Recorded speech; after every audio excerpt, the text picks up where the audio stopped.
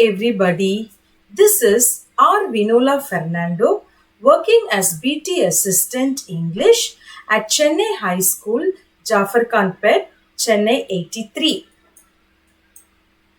Standard 10 Samachir SSLC English, Unit 7 in prose, we have the lesson The Dying Detective written by Arthur Conan Doyle. About the author, Arthur Conan Doyle. He was born in 1859 and died in 1930. He was a British writer. He was best known for his detective fiction crime stories. His famous characters in his stories are Sherlock Holmes and Dr. Watson. Stories of Sherlock Holmes and The Lost World are his notable works. The introduction. The detective Sherlock Holmes was seriously ill. He wanted to meet his assistant, Dr. Watson. He asked his landlady to bring Dr. Watson to his home. Dr. Watson could not look at his friend in a very serious condition of sickness. The story leaves a twist at the end which astonished everyone. Now, coming to the characters in this lesson, Sherlock Holmes, a famous detective, Dr. Watson, a doctor friend of Sherlock Holmes, Mr. Culverton Smith, a planter who studied about plant diseases, Mrs. Hudson, the landlady of Sherlock Holmes, Morton, the inspector of Scotland, and Victor Savage, the nephew of Smith. The first three characters play a main role in this story. Glossary. Gaunt means lean, and it can also be said as thin. Twitched means sudden jerking movements. Contagious, spreading of diseases. Groan, a deep cry in pain. Plague, a contagious bacterial disease. Usually, this disease can be caused by rats. Mantelpiece, a table above the fireplace. You can see the mantelpiece in the given picture. Half crown is a British coin which is also depicted in the picture. Delirious means disturbed mind, or we can also say it as confused mind. Frail means weak. Startled, sudden shock. Scuffle, a short fight. Tongs, a device used for picking up objects. You can see that in the picture given. Now coming to the lesson, The Dying Detective. The whole story is being narrated by Dr. Watson. It was a foggy November day and Sherlock Holmes was on his bed with high fever and his cheeks seemed to be rosy. Mrs. Hudson, the landlady of Sherlock Holmes, was very tensed as Sherlock Holmes was not well for the past 3 days. Hence, Mrs. Hudson informed about Sherlock Holmes' sickness to his best friend Dr. Watson.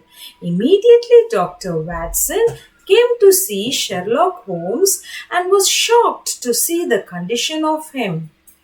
Sherlock Holmes told Dr. Watson that he was affected by a deadly and contagious disease from Sumatra.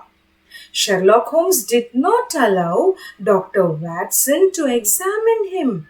He also told Dr. Watson not to touch anything in his house as he was affected by this contagious disease. Sherlock Holmes denied of being examined by any of the famous doctors in the town. He also insulted Dr. Watson not to come near him. Finally, he requested Dr. Watson to fetch Culverton Smith, who resides at 13 Lower Burke Street. Sherlock Holmes was very much disturbed. he told Dr. Watson to put half crowns in his watch pocket and the rest in his trouser pocket. This act of Sherlock Holmes confused Dr. Watson. He requested Dr. Watson to keep the ivory box within his reach. Sherlock asked him to slide the lid with the help of tongs. Dr. Watson was very much worried about his dear friend Sherlock Holmes. So he decided to go and bring Culverton Smith, who was the only person to cure Sherlock Holmes. Sherlock Holmes instructed Dr. Watson to bring Culverton Smith to his home. He also told him not to wait for Culverton Smith and to return home immediately. As per his request, Dr. Watson went to invite Culverton Smith to cure Sherlock Holmes. Dr. Watson returned to Sherlock Holmes' house and was hiding in another room. Suddenly, Sherlock Holmes heard some footsteps. That was Culverton Smith, who had come to see Sherlock Holmes. On seeing Culverton Smith, Sherlock Holmes told that he was the only one in London who could cure him. On hearing that, Culverton Smith seemed to be cool and calm. Then Sherlock Holmes told that he knew that Victor also died the same way and it was Culverton Smith who murdered him. Culverton Smith became very angry and he confessed that he killed his nephew Victor and told that he had no proof or eyewitness in this murder. Then Sherlock Holmes asked for water and Culverton Smith passed a glass of water to him. Sherlock Holmes pleaded to Culverton Smith to cure him at any cost and he would not reveal the secret of this murder to anybody. But Culverton Smith was stubborn and he asked Holmes whether he received any parcel by post. Sherlock Holmes told that he received a box and there was a sharp spring inside it. He opened it and it poked him. He told that it was the reason of his sickness. Culverton Smith became very happy because his mission had been achieved.